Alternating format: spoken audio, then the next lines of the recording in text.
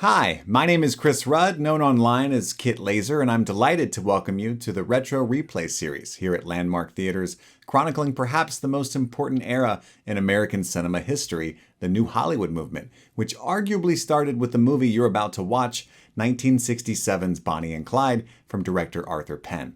The effect this movie had on American filmmaking cannot be overstated. It featured brutal violence and morally ambiguous protagonists, the kinds of things that would never have normally made it past the censors. It's also the feature film debut of Gene Wilder. I'm gonna tear them apart! It all started with writers Robert Benton and David Newman, who had recently been inspired by a book they read, The Dillinger Days by John Toland, which had a section about the famed bank-robbing duo. You have to remember that at this time there were lots of people around who remembered, who had met Bonnie Parker and Clyde Barrow. Benton and Newman, like all young filmmakers and writers at that time, were also heavily inspired by the French New Wave, filmmakers like Godard and Truffaut. In fact, Truffaut was the person originally attached to direct this film. But no studio would make this movie. It was too violent, too morally bankrupt. At no point in the script did Bonnie or Clyde even feel bad about murdering people, it seemed.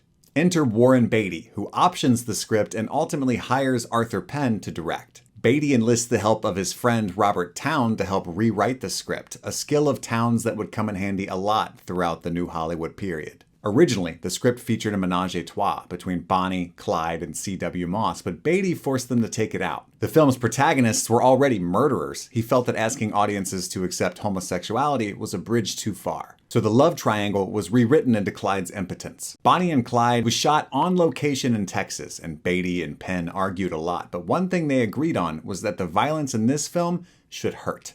At that time, a film almost never showed a gun being fired and the target being hit in the same frame. There was usually a cut.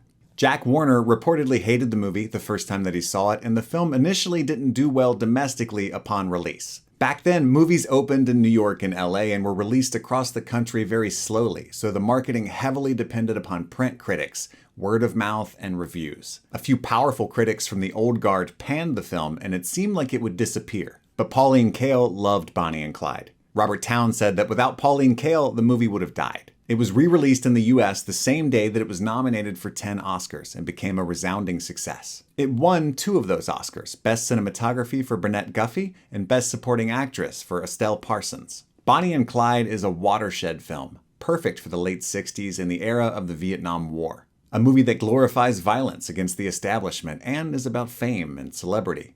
Now enjoy watching Bonnie and Clyde on the big screen.